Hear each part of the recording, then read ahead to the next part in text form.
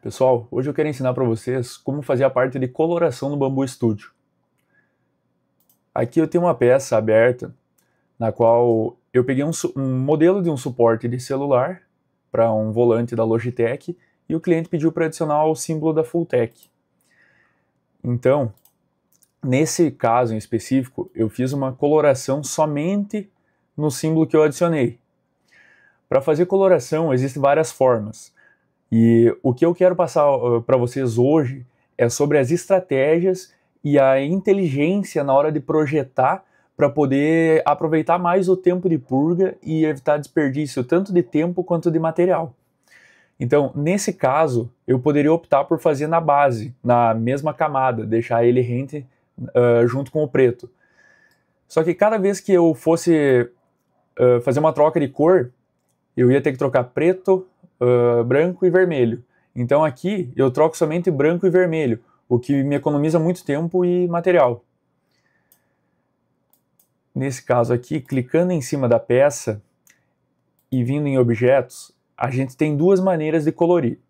Você definindo aqui ao lado as cores conforme está no AMS, se eu clicar aqui nesse número 1 e botar 2, ele vai mudar a cor da peça inteira. Se eu botar 3, por exemplo, então essa é uma maneira.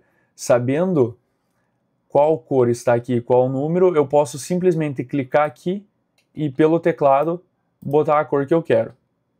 A outra maneira, que é o tradicional, clicando em cima da peça, clicando N ou vindo aqui nesse ícone de pintura colorida, eu tenho as ferramentas para pintura. A primeira ferramenta aqui é um círculo, que eu vou fazer uma pintura em um formato circular na peça. Aqui é uma pintura manual, é um jeito mais difícil de fazer uma pintura numa área grande, mas para detalhes é possível. Aqui eu tenho a esfera, que é praticamente a mesma coisa, para fazer pintura também. Eu tenho a parte de triângulo. Para quem não sabe o que está acontecendo aqui, ó, que cada vez que eu clico ele pinta um triângulo. O modelo STL, arquivos 3MFs, eles são arquivos de malha. A malha ela é composta por vários pontos para formar o objeto. Esses pontos são unidos por triângulos, não são por linhas retas, são triângulos que fazem a união deles. Então, esse recurso é bom para isso. Tem peças como essa daqui, ó, deixa eu mudar, aqui, que em cantos muito pequenos, por exemplo, nesse canto aqui do olho, se eu for pintar, se eu for fazer esse retoque com o pincel circular, ele vai pegar um contorno que eu não queria. Então eu utilizo do triângulo para fazer esses micro acabamentos aqui, ó. Seja ele em verde ou em preto, do jeito que eu quiser, tá? Então é para esse tipo de situação. Se eu mudar aqui de novo para o símbolo da Fulltech, eu posso fazer a pintura por faixa de altura. A faixa de altura ele vai pintar conforme a camada. Por exemplo, eu quero o vermelho só na superfície, no topo dessa superfície aqui. Não vou querer no corpo desse objeto. Agora está nesse corpo menor, nesse símbolo. Eu clico aqui, clico na cor que eu quero e vou selecionando a camada aqui, ó. Posso segurar ou posso ir clicando, tá? Ó, aqui eu já selecionei a camada de cima. Ele é um pouco mais difícil de trabalhar, mas é bem possível. Dependendo da situação, é claro. Por exemplo, aqui eu vou fatiar para nós ver como vai ficar. Ó, aqui ele reconheceu o corpo branco e somente a superfície vermelha. Deixa eu minimizar aqui. Aqui, ó. O corpo do jeito que eu falei, as camadas branco e a superfície vermelha. Ah, mas eu quero voltar. Dá um Ctrl Z, ele vai voltar. Preencher, o outro comando. O preenchimento, ele vai preencher uma região delimitada. Aqui entra um detalhe que eu falei sobre projetar com inteligência. Se você no projeto já pensa nas cores que você quer fabricar, você delimita com quinas ou com recursos na hora de projetar a região que você quer que seja de uma cor diferente. Por exemplo, nesse caso eu fiz direto aqui no Bambu Studio a adição dessa logo, da escrita Fulltech desse símbolo embaixo. Se eu fosse fazer no Fusion 360, no SolidWorks, eu ia fazer uma extrusão e ia ter que exportar como objetos separados. No Fusion a gente consegue fazer isso, de combinar objetos, mas cada letra ser um objeto separado. No SolidWorks não. No Fusion, podendo fazer isso, eu venho utilizar esse comando e eu vou preencher a região que eu quero. Por exemplo, eu quero o topo e a parte de fora vermelho desse suporte. Então é possível fazer. Ficaria viável de imprimir desse jeito aqui? Não, porque cada camada aqui, vou fazer o fatiamento, cada camada ele ia trocar branco e vermelho, ia gastar muito material, ia gastar muito tempo, vai para 7 horas de impressão somente essa peça. Se eu quisesse ela vermelha, eu teria que fazer o corpo inteiro dela vermelho para ser viável. Aqui vamos voltar, deixar preto a parte externa. Ah, mas eu quero somente o F e o T aqui, ó, somente a parte de cima deles azul. É possível ser feito com esse comando de preencher. É o comando que eu mais utilizo. É o comando de preencher e o de triângulos. O de camadas de vez em quando eu acabo fazendo a utilização, mas a esfera e o círculo eu acabo não utilizando tanto, por não ser tão prático. Vamos dar um Ctrl Z, voltar ao original. Por exemplo, aqui nessa peça. É uma peça que, quando eu peguei ela, o olho era preto. Eu fiz a coloração de verde para dar um destaque a mais. Você pode ver que nessa região aqui, ela ficou com digamos, com micro detalhes de outras cores.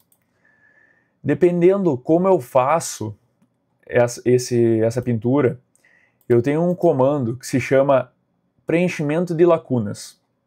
Cada vez que eu faço uma pintura de áreas muito pequenas, que pode ser que algum detalhe fique, que nem aqui, ó, um detalhezinho preto, ou um detalhezinho sem pintar. Peguei um modelo em STL, que é o STL é um pouco mais difícil de pintar do que o 3MF. Geralmente, se você for fazer pintura, aconselho gerar o arquivo 3MF. Mas aqui no caso, peguei um STL, fiz a pintura, ficou um detalhezinho que eu acho que vai dar problema. Você clica em preenchimento de lacunas, que o software ele vai reconhecer e ele vai fazer automático esse preenchimento. Até quem tiver interesse, eu aconselho jogar no ChatGPT como utilizar o comando preenchimento de lacunas, que ele vai te dar uma lista e uma tabela de pontos positivos e pontos negativos, explicando bem certinho o que é o que, em qual peça eu utilizo, em qual situação eu vou utilizar, qual situação não utilizo. Então, a gente utiliza dessas ferramentas, tanto o ChatGPT quanto pesquisar no próprio Google mesmo. Existem algumas comunidades, o Reddit, ele tem muita gente falando sobre comandos específicos, tá? Eu vou tentar, nesses vídeos, dar um apanhado mais geral para você, digamos, conseguir utilizar 90% dos recursos sem dúvidas. Mas tem recursos que são muito específicos para uma situação muito específica que acaba não precisando entrar em detalhes. Por exemplo, o preenchimento de lacunas eu nunca utilizei. Ele é um recurso que é muito específico, então não tem por que se adentrar tanto nele, né? O que eu recomendo para vocês?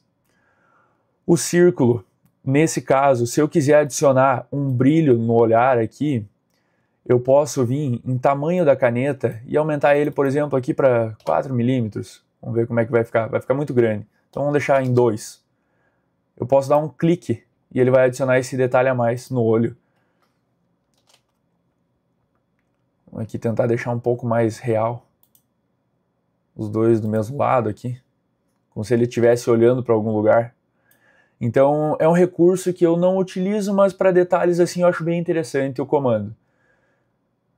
A vista de seção aqui você pode ir fazendo recorte da peça por seção, caso você ache interessante na hora de fatiar. Por exemplo aqui, ó. Vocês estão vendo que o dragãozinho ele tem uma cauda. Para mim pintar essa cauda, pode ser que seja ruim fazendo assim, por círculo, porque eu posso pegar essa região aqui que eu não queria. Então, comando vista de seção, eu posso vir aqui e tentar isolar ela aqui.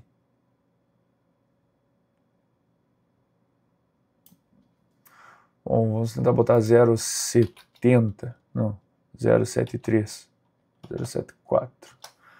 Vou botar 0,74 aqui, fazer a pintura dela nessa seção.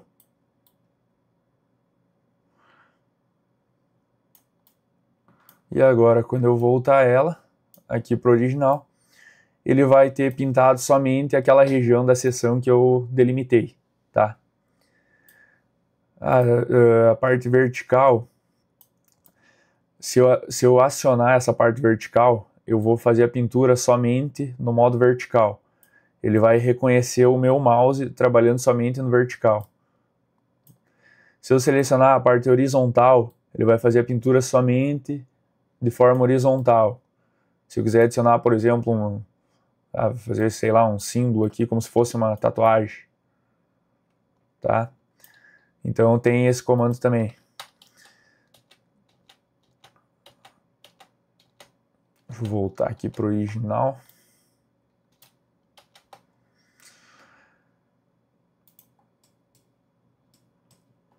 Que a visualização mantenha na horizontal. Quando eu clico nela, ele volta a visualização para o formato horizontal. Aqui eu posso ir girando assim, para ter uma noção melhor da peça. E esses basicamente são os comandos para pintura. Aqui em esfera também consigo controlar o tamanho dela. Em vista de seção na parte de triângulos, eu consigo mexer também na vista aqui para fazer o mesmo esquema de antes, tá?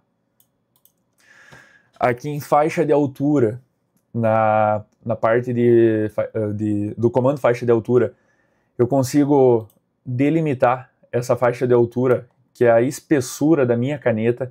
Por exemplo, se eu for utilizar uma camada 0,10, coloco aqui 0,10. Ah, mas eu quero pintar 1 milímetro da peça. Quero fazer faixas de 1 milímetro na peça. Então, seleciono aqui 1 milímetro. Ah, mas eu quero agilizar o meu processo de pintura. Quero pintar 5 milímetros da parte inferior da peça. Eu venho aqui, seleciono a parte de baixo e pinto 5 milímetros. Ou 5 milímetros por vez. Aí você faz do jeito que você quer. Também temos a opção de fazer por vista de seção aqui. E o preenchimento, o ângulo do preenchimento inteligente, ele muda o ângulo de pintura.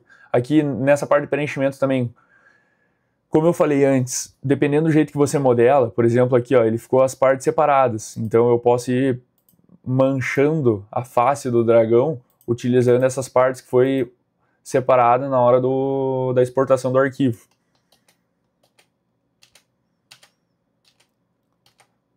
Ah, se eu quero pintar um olho de cada cor, por exemplo, aqui está delimitado, fica fácil de fazer a pintura, que essa região eu quero vermelho. É possível fazer.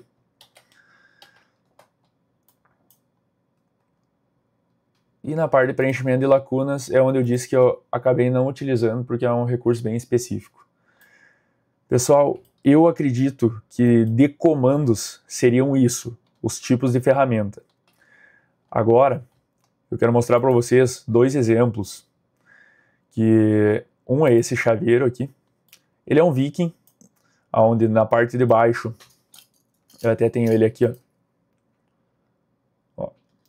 Foi esse chaveiro. Eu peguei esse modelo pronto, imprimi ele para fazer um teste. É um modelo muito bem feito, um modelo muito bonito. Ele tem no MakerWord, está lá disponível para fazer impressão. E aqui, o que eu queria mostrar para vocês é que ele foi já modelado pensando em fazer a troca de cores. Se eu clicar aqui, eu posso alterar as cores dele. Tá? Posso, por exemplo, alterar para aqui para 4 e ele vai trocar a cor externa e a cor do personagem para verde.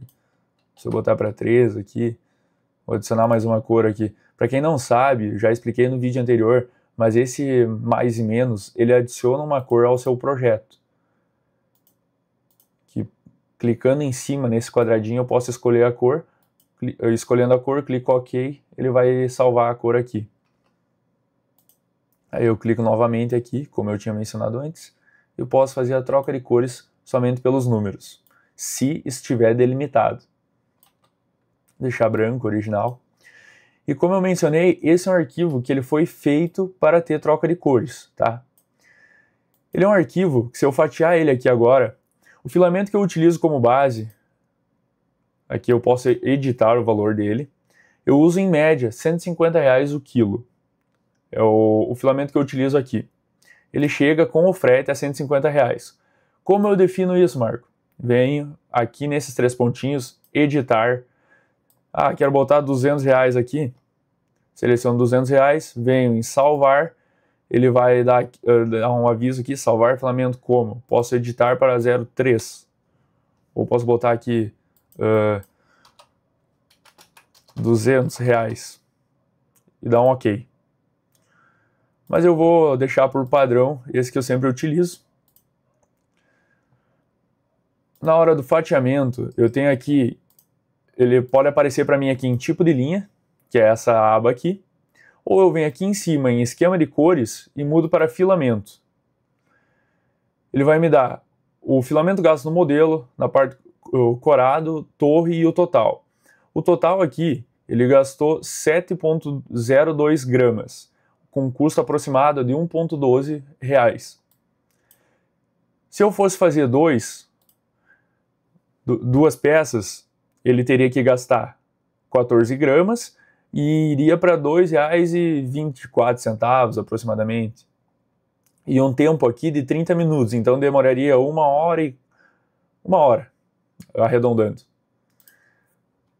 Aqui, clicando com o botão direito, selecionando o modelo e botando em clonar, vou clonar uma vez ele, e vou botar um fatiar.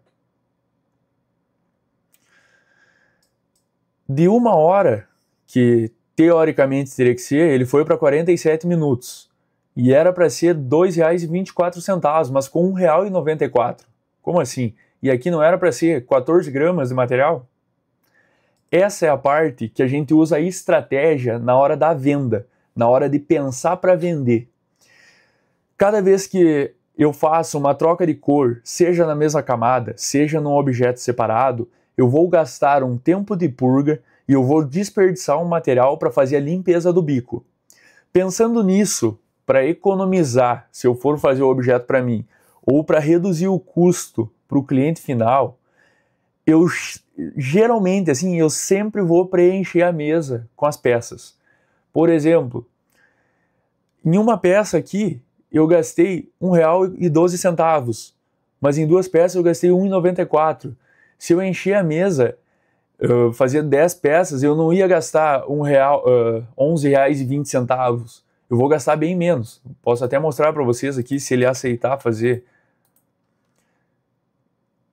Clonar mais 9 modelos. Aqui eu tenho 10 modelos. Vou clicar em A. Ele geralmente não vai aceitar os modelos todos na mesa. Então eu posso fazer assim, ó, aqui em espaçamento, eu posso delimitar para 0,5,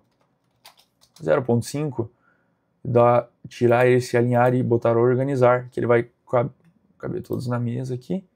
Vem em pré-visualização. Teoricamente iria gastar R$11,20, mas ele gastou R$8,45. Esse é o truque do AMS. Se você for fazer uma troca de cor, você vai ter o mesmo custo e o mesmo tempo para trocar cor do que se você fosse fazer 10 peças. Então, eu teria que dissolver esse custo de troca de cor e esse tempo de máquina trabalhando em uma peça só. Assim, eu consigo dissolver em todas as peças. Por exemplo, suponhamos, acabei não vendo aqui quanto é o custo. Se em uma peça custar R$1 e o custo de troca de cor for 30 centavos, a minha peça em si custou 70 centavos.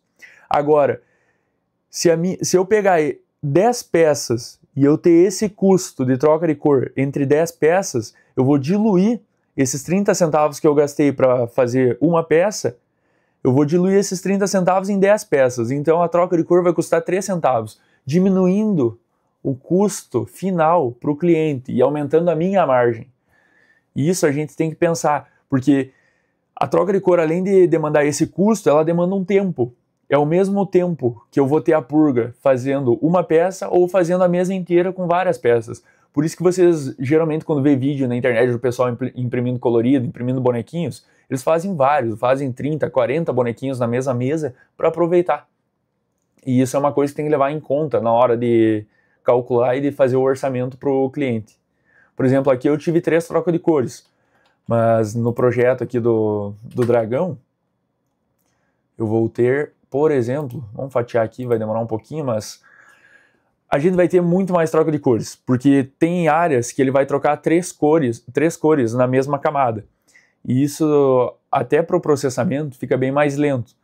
Ele vai fazer o preto, vai fazer uma purga, vai trocar para o branco. Vai fazer o branco, vai fazer uma purga, vai trocar para o verde. Então, dependendo da peça, não fica viável fazer troca de cores. O que eu recomendo, por exemplo, peguei esse Labubu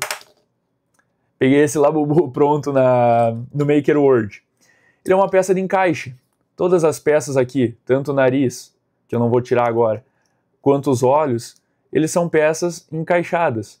Eu faço o encaixe da parte branca por trás, da parte preta pela frente aqui, ó, que eu vou conseguir tirar. Eu encaixei a parte preta na parte branca, encaixo a parte branca nessa parte dourada e encaixo nessa parte roxa, ou lilás, assim como os pés, fazendo com que na hora de projetar eu já tenha isso em mente, que se eu fosse fazer ela assim, ia demorar umas 30 horas fazer uma peça dessa, somente pela troca de cores.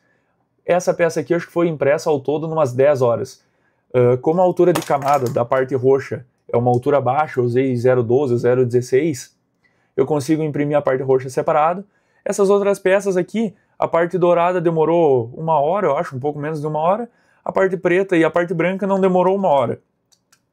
Então, reduz muito tempo e muito desperdício de material. Isso é utilizar a impressão 3D com inteligência, com estratégia. Não é somente juntar tudo, jogar no fatiador e botar fatiar. A gente tem que pensar em como reduzir custo, reduzir tempo para não desperdiçar material, né? Aqui, ó, ele demora 20 horas e 40 minutos para fazer uma peça dessa.